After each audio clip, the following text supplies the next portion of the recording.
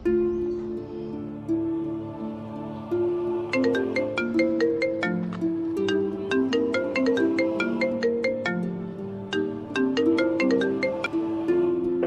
কোথায়? আরে বাড়ির সবাই তোকে খুঁজে খুঁজে হয়রান। বাড়িতে বল আমি একটু বেরিয়েছি, আমার আসতে একটু লেট হবে। তোর গলাটা এরকম লাগছে কেন? এই কোথায় গেছিস তুই? আমি আমি একটু সঞ্জয়ের সাথে দেখা করতে এসেছি। হোয়াট? প্রিয়া, তুই কি পাগল হয়ে গেছিস? আর 4 দিন বাদে তোর বিয়ে, আর তুই এখন ওই রাস্কেলটার সাথে দেখা করতে গেছিস? তুই ভুলে গেছিস তোর সাথে কিরকম করেছিল ছেলেটা? দেখ, আমি কিছুই ভুলিনি, আমার সব মনে আছে। 4 বছর তো হয়ে গেল বল, কিন্তু জানিস তো আমার না একটা সময়ের জন্য মনে হয় না আমাদের সম্পর্কটা ঠিকঠাক করে শেষ হয়েছিল সেদিন। আর বিয়েটা যত কাছে আসছে আমার না কিরকম একটা প্যালপিটেশন হচ্ছে। আর তাই আমি চাই নতুন জীবন শুরু করার আগে আমাদের সম্পর্কটা যাতে ঠিকঠাকভাবে শেষ হোক। আর তাই আজ আমি। কি হয়েছে বল, এতদিন পরে ডাকলি হঠাৎ?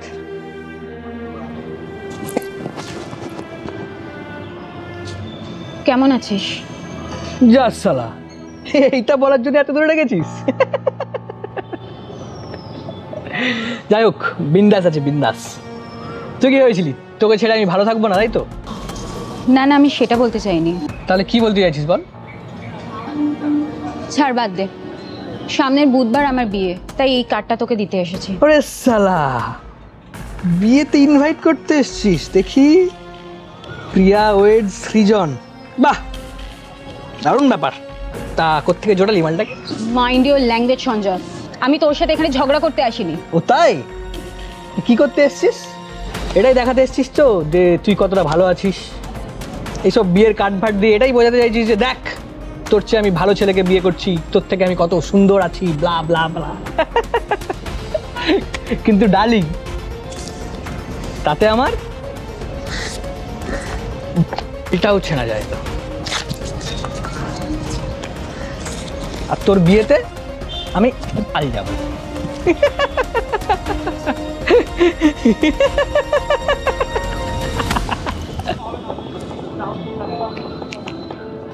হ্যালো, কি হলো? হঠাৎ চুপ করে গেলি কেন? আমি তোর সাথে পরে কথা বলছি। হ্যালো,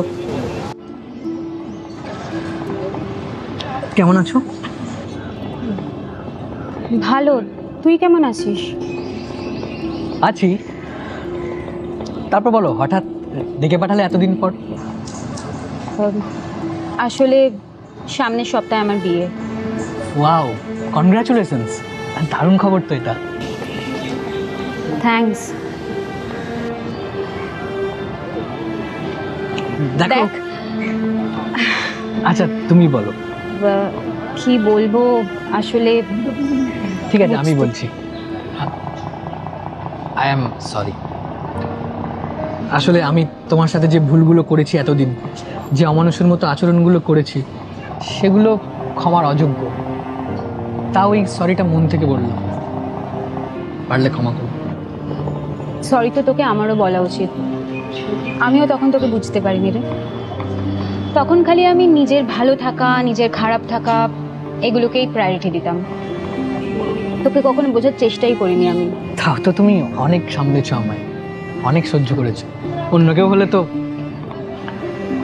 তুমি বারবার বলতে, নিজেকে গোছাতে, কথাবার্তা সংযত করতে, নিজের মেজাজকে কন্ট্রোল রাখতে। তুমি ছেড়ে যাওয়ার পর এখন আমি বুঝতে পারছি যে জীবনে না কবির সিং হয়ে লাভ নেই। মানুষের মনে জায়গা করতে হলে করতে হবে শাহরুখ খানের মতো। তুইও তো আমাকে বলতিস জীবনে ফ্রেন্ড সার্কেলটা একটু কমা, কিন্তু আমি ভাবতাম তুই হয়তো পজিটিভনেস দেখাচ্ছিস। কিন্তু এখন বুঝি, জানিস তো, নিজের সার্কেলটা যত ছোট থাকবে জীবনে শান্তি তার তত বেশি থাকবে। আসলে মাঝে মাঝে পরিস্থিতি এমন হয় যে নিজের ইগোটা সরিয়ে রেখে যে কিছু দেখবো সেটাই আর হয়ে ওঠে না। ইগো আমাদেরকে অন্ধ করে দেয়।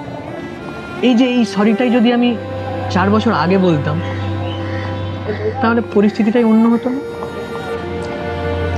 But I am really happy for you and thank you যে তুমি আমাকে আজ ডেকে পাঠালে। আসলে আমিও অনেকবার ভেবেছিলাম যে তোমাকে ফোন করবো একটিবার সরি বলার জন্য, সাহসে গোলাই। আসলে জানিস তো, আমিও বহুবার ভেবেছি, সেদিন আমাদের শেষটা শেষ হয়ে ওঠেন ঠিক করে। তাই বিয়ের আগে লাস্ট বারের মতো তোকে ডেকে একবার কথা বলি। যাই হোক, সামনের সপ্তাহের বুধবার আমার বিয়ে। তুই চাইলে নাও আসতে পারিস, কিন্তু তুই আসলে আমি খুশি হব। আরে কি বলছো, আসবো না কেন, অবশ্যই যাব। তুমি এত দূর এসে নিজের পুরনো সমস্ত সব কথা ভুলে আমাকে বিয়েতে ইনভাইট করতে পারো, আর আমি সামান্য গিয়ে গিলে আসতে পারবো না? বাই দ্য ওয়ে, মেনুতে মাটন থাকছে তো? থাকছে থাকছে। আচ্ছা, আমিও একটা সুখবর দিই, যদি সব কিছু ঠিক থাকে তাহলে সামনের বছর আমিও একটা কার্ড দিতে আসবো। তখন তোমাকেও কিন্তু যেতে হবে বরকে নিয়ে।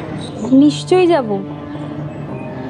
তুই জানিস, তুই আসার আগে আমি ভাবছিলাম যে বিয়ের কথাটা শুনে তুই কিরকম ভাবে রিয়াক্ট করবি, কিন্তু এখন অনেক হালকা লাগছে। জানিস, তুই অনেক চেঞ্জ হয়ে গেছিস। আসলে কি জানো তো, মানুষ ক্ষতির বোধন বোঝে বিসর্জনের পর।